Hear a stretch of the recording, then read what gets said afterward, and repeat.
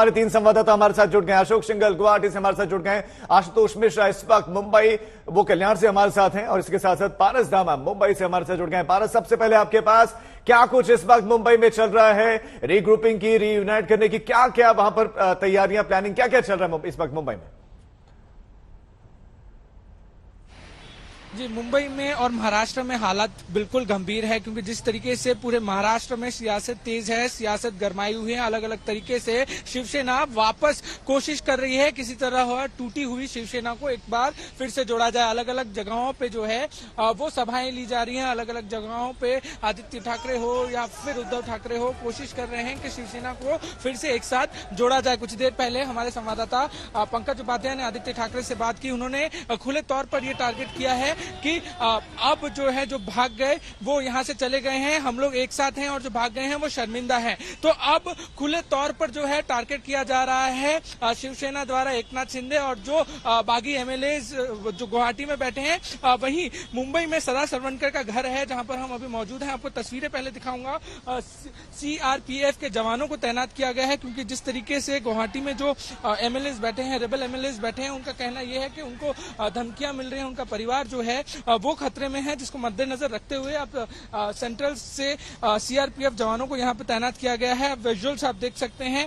वहीं महाराष्ट्र सियासत जिस तरीके से टर्न ले रही है, हमें कभी लग रहा था कि एक तरफ एकनाथ शिंदे का पलड़ा भारी है, अब ये लग रहा है कि कहीं शिवसेना जो है फिर से रीयूनाइट होने की कोशिश कर रही है, फिर से जो अपना वर्चस्व वो खोते जा रहे थे वो फिर से पाने की कोशिश कर रहे हैं। ऐसे में महाविकास अघाड़ी सरकार पूरी कोशिश कर रही है कि अब किसी तरीके से सरकार को बचाने ठीक है, कोशिश यह है कि सरकार को बचा दिया जाए, कैसे एकजुट खुद को किया जाए। लेकिन आशुतोष, एक तरफ तल्ख टिप्पणियां की जा रहे हैं, यह कहा जा रहा है कि बाकी अपने बाप के नाम पर पार्टी बनाए, इस तरह के शब्दों का चयन हो रहा है। दूसरी तरफ कह रहे हैं कि एकजुट होगा, लेकिन इस बीच में आदित्य ठाकरे कुछ कह रहे, सुनाते हैं आपको। कोई क्षमता नहीं है वहां, ऐसे हमारे जो फुटीरवादी आमदार है, विधायक है, उनके लिए पैसा खर्च किया जा रहा है। ये आसाम के लोगों ने भी सोचना जरूरी है, महाराष्ट्र के लोगों ने भी सोचना जरूरी है, देश के लोगों ने सोचना जरूरी है। और इस देश में लोकशाही है कि नहीं, इसका सवाल होता है, क्योंकि ये ऑप्शन जैसे लेके जा रहे हैं।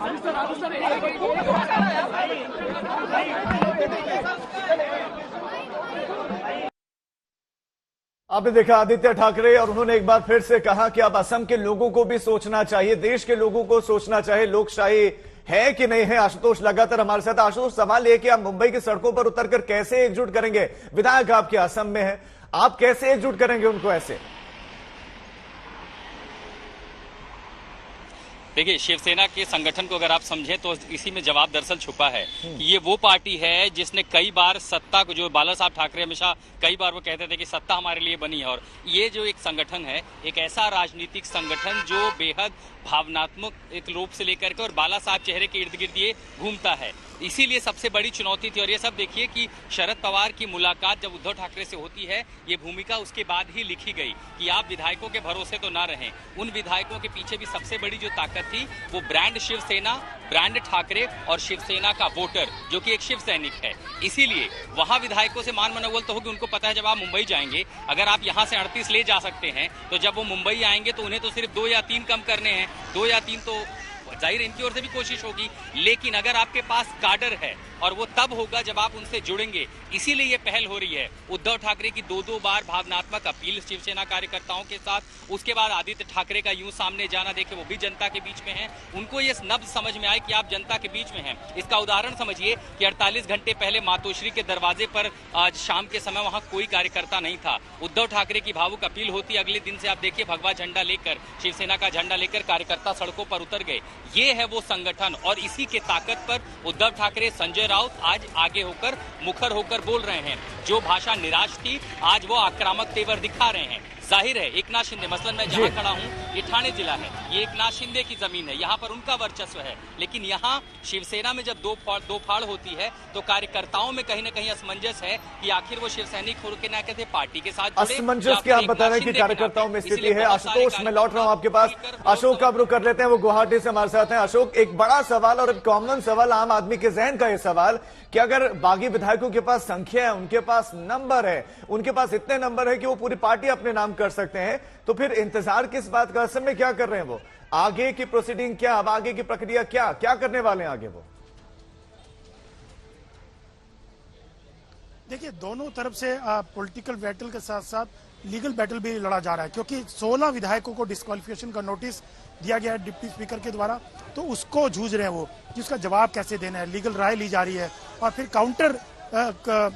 काउंटर किया जा रहा है शिंदे ग्रुप के द्वारा कि हमको डिस्क्वालीफाई करने का नोटिस क्यों, क्योंकि हमको विधायक दल के नेता से हटाया गया, उसके लिए भी कोर्ट जाने की तैयारी कर रहे हैं कि हमारे पास मेजोरिटी है, तो जिन लोगों ने किया वो माइनॉरिटी में है, उनके खिलाफ कार्रवाई होनी चाहिए, उनको डिस्क्वालीफाई करना चाहिए। तो ये लीगल बैटल तो चल ही रहा है, क्योंकि सुप्रीम कोर्ट जाने की तैयारी ये लोग कर रहे हैं विधायक दल के नेता हटाने से लेकर के, और जो नोटिस दिया गया 16 विधायकों के डिस्क्वालिफिकेशन का, उसका जवाब किया जा रहा है, उसके लिए समय मांगा जा रहा है, क्योंकि लीगल बैटल लड़ा जा रहा है। उधर शिवसेना जो है काफी अग्रेसिव हो गई है। 2-3 दिन इमोशनल अपील की गई उद्धव ठाकरे द्वारा कि आए शिंदे बात करें, मुख्यमंत्री बनना है तो कोई शिव सैनिक अगर मुख्यमंत्री बनना है तो अच्छी बात है, लेकिन बात तो करें आकर के। लेकिन अब पिछले 2-3 दिन से जो तेवर है शिवसेना के, पुराने अंदाज में शिवसेना दिखाई दे रही है, सड़कों पे उतर आई है। संजय राउत कह रहे हैं कि आग लग जाएगी, तलवारें चलेंगी, हम पीछे हटने वाले नहीं है। वो गुवाहाटी से चौपाटी तो आना पड़ेगा उनको, लेकिन शिंदे ग्रुप जो है लीगल ऑप्शंस पे एक्सप्लोर कर रहा है कि किस ढंग से जो पूरे विधायक है, 38 विधायक 2/3 हैं, उसके अलावा इंडिपेंडेंट सब इंटैक्ट रहे, इसलिए तमाम तैयारियों के साथ यहाँ पे डटे हुए हैं। लेकिन बीजेपी की अगर बात की जाए, देवेंद्र फडणवीस और शिंदे की भी मीटिंग हुई थी 2 दिन पहले, तो एक पॉलिटिकल फ्रंट पे भी बीजेपी ज्यादा ओपनली ना आकर के बल्कि बैक साइड से इनको मदद कर रही है, और 15 विधायकों को सुरक्षा भी दी गई है महाराष्ट्र में, जिनके परिवारों को कहा जा रहा था कि थ्रेट है। खुद शिंदे ने कहा था कि अगर हमारे परिवारों को कुछ होगा तो उसके लिए उद्धव ठाकरे, शरद पवार और संजय राउत जिम्मेवार होंगे। कई विधायकों के दफ्तरों में तोड़फोड़ भी की गई थी। तो पॉलिटिकल फ्रंट के साथ साथ लीगल फ्रंट पे भी दोनों लड़ाई लड़ रहे हैं। उधर उद्धव ठाकरे की तरफ से भी, सरकार और शिवसेना की तरफ से भी तमाम चीजें एक्सप्लोर की जा रही हैं। 16 विधायकों को डिस्क्वालीफाई करने के लिए नोटिस थमा दिया गया है, उधर विधायक दल के नेता को हटा दिया गया है। तो ये तमाम चीजें हैं, इधर शिंदे ग्रुप काउंटर कर रहा है। तो दोनों तरफ से कल शिंदे ने भी अपील की शिव सैनिकों को कि मैं महाअघाड़ी के चुंगल से निकालना चाहता हूं शिवसेना को, शिवसेना के साथ है हम लोग। तो ये दोनों तरफ से ये फ्रंट चल रहा है, चाहे वो शिवसेना, और शिवसेना काफी अग्रेसिव हो गई है, लेकिन शिंदे ग्रुप जो है काउंटर तो कर रहा है, लेकिन लीगल ऑप्शन पे ज्यादा एक्सप्लोर किया जा रहा है। वो लड़ाई लीगल फ्रंट पे लड़ी जा रही है।